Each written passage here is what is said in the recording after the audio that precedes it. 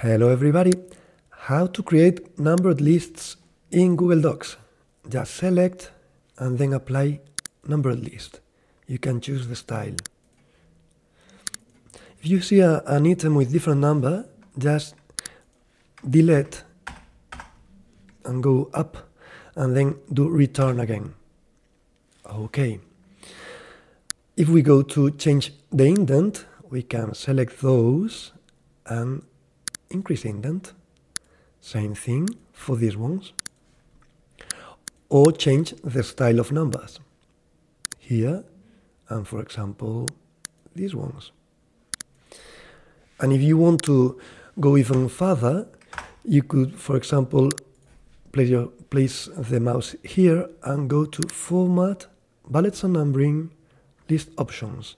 For example, to choose Restart Numbering and restart again in 1 here. Okay, enjoy. See you next time.